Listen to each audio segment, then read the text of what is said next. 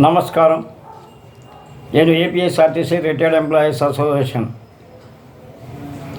రాష్ట్ర అధ్యక్షుడిని. మా యొక్క కమిటీలో గౌరవ అధ్యక్షులుగా చాగంటి నరసింహరావు గారు, ప్రధాన కార్యదర్శిగా కేవీఆర్ ప్రసాదరావు గారు, కోశాధికారిగా యభోష గారు, వర్కింగ్ ప్రెసిడెంట్గా సాంబశివరావు గారు ఉన్నాం. అదిగాక నేను అసంఘటిత కార్మిక ఉద్యోగ కాంగ్రెస్ రాష్ట్ర అధికార ప్రతినిధిగా కొనసాగుతున్నాం. ఈరోజు ఎప్పుడూ చెప్పిందే చెప్తున్నాం అనుకుంటారు కావున మేము డబ్బుల కోసం యూట్యూబ్లు పెట్టడం లేదు. దీన్ని సబ్స్క్రైబ్ చేయొద్దు, లైక్ మరి చేయండి. ఎందువల్లంటే 10 మందికి షేర్ చేస్తే 10 మందికి తెలుస్తుంది ఈ ప్రభుత్వం చేస్తున్న కార్మిక మోసాన్ని మీకు తెలియచేస్తానికి ఈరోజు చేస్తున్నాం. గతంలో ఎన్నికల ప్రచారంలో నారా చంద్రబాబు నాయుడు గారు కడపకి ఇచ్చేసినప్పుడు అక్కడ ఆర్టీసీ రిటైర్డ్ కార్మికులకు పెన్షన్ తక్కువ కాబట్టి మేము గెలిచిన తర్వాత మీకు ఒక వృద్ధాప్య పెన్షన్ కానీ లేదా జీవనభృతిగా కానీ పెంచుతామని చెప్పారు.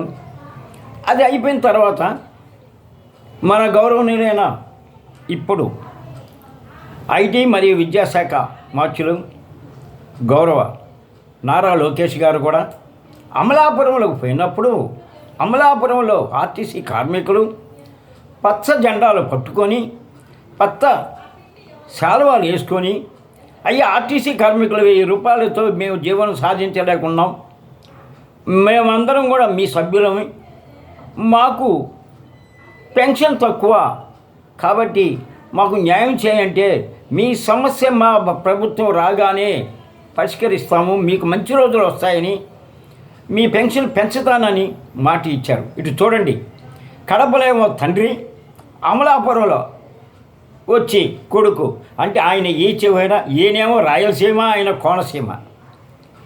ఈ రాయలసీమ కోనసీమలో ఇచ్చిన మాటని సంవత్సరం అయిందన్నారు, అనేక పండగలు చేసుకుంటున్నారు, విజయోత్సవాలు చేసుకుంటున్నారు.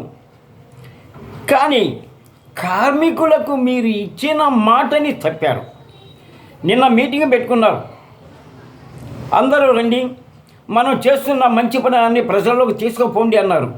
మరి ఇక్కడ రాయలసీమలో గౌరవనీయులైన చంద్రబాబు నాయుడు గారు నేను ముఖ్యమంత్రి కాగానే ఇస్తాన్న జీవన భృతి, అదే ఓల్డ్ ఏజ్ పెన్షన్ నిబంధనలు లేనిది. ఇక్కడేమో అమలాపురంలో ఏమో నేను రాగానే మీకు ఎందుకు మా ప్రభుత్వం రాగానే మీకు ఏం చేస్తాను అంటే వీళ్ళు ఈ యొక్క మాకు ఇచ్చిన మాటని, అంటే ఆర్టీసీ రిటైర్డ్ కార్మికులకు ఇచ్చిన మాటని మర్చిపోయినారు.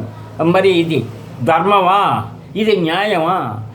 ప్రభుత్వానికి వచ్చే ముందు ఒక మాట, ప్రభుత్వానికి వచ్చే ఒక మాట చెప్పచ్చా? ఇది ఎంతవరకు న్యాయం అండి?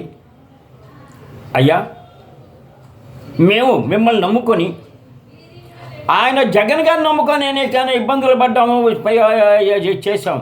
కానీ మేము మిమ్మల్ని నమ్ముకున్నాం, మీరు ప్రభుత్వానికి వచ్చిన తర్వాత మాకు న్యాయం చేస్తారని భావించాం. కానీ మీరు కూడా తప్పు చేస్తున్నారు, మీరు కూడా కార్మికులకి ఇది చేస్తారు. మీరు కార్మికులకు ఎంత ఇది చేస్తున్నారంటే, నేను గతంలో ఇదే యూట్యూబ్ ద్వారా చెప్పాను, శ్రీ సిటీలో కార్మికులకు బానిసత్వంగా బతుకుతున్నారు అంటే కూడా పట్టించుకోలేదు. అంటే మీ లేబర్ మినిస్టర్కి కేవలం కార్మికులు అన్యాయం అయిపోయినాక ఆయనకేదో లబ్ధి వస్తుందనా, లేకపోతే కార్మికులు అడ్డం పెట్టుకుని ఆయన ఇచ్చేస్తున్నా, ఫ్యాక్టరీ యజమానులు ఏమన్నా మూటలు ఏమైనా పంపిస్తున్నారా? అక్కడ 8 గంటలు చేయాల్సిన కార్మికుల దగ్గర 12 గంటలు చేస్తున్నారు. వారికి రావాల్సిన డబ్బుల్ని ఇవ్వటం లేదు.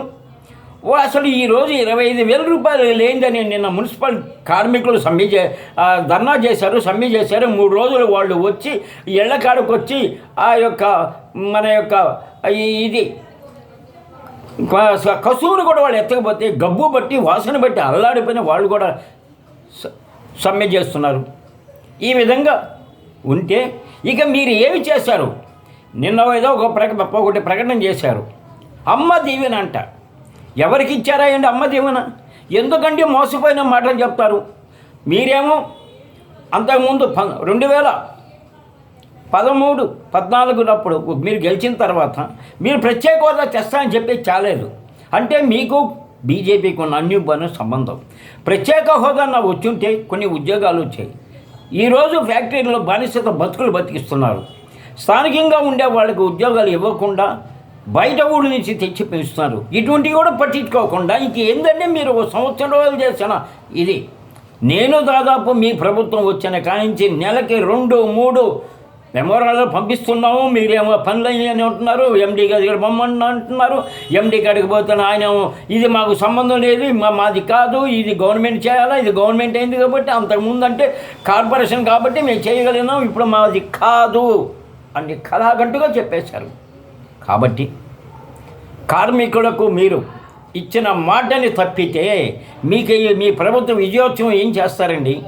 ఇక్కడ మమ్మల్ని చేస్తున్నారు, అటు ఫ్యాక్టరీల్లో ఉండే వాళ్ళని అన్యాయం చేస్తున్నారు. మరి ఇంకెవరికండి మీరు మేలు చేసింది? ఎవరికండి న్యాయం చేసింది? ఎవరికండి ఇది చేసింది? ఫ్యాక్టరీలో పెడతారంట. ఫ్యాక్టరీలు పెడితే ఎవరికి ఇస్తారు మీరు ఉద్యోగాలు? ఎవరికి నీ ఉద్యోగాలు నిలబెడతారు?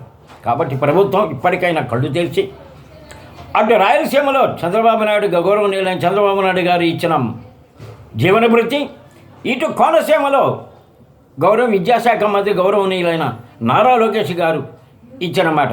నేను ఇప్పుడు మీకు ఆ రోజు మా కార్మికులు మీకు ఇచ్చిన మెమోరాండాలు కూడా ఈ యూట్యూబ్తో కూడా పెడతానని చెప్తూ మీరు ఈ కార్మికులకు న్యాయం చేస్తారని మంచి చేస్తారని ఆలోచించి విరమిస్తున్నాను.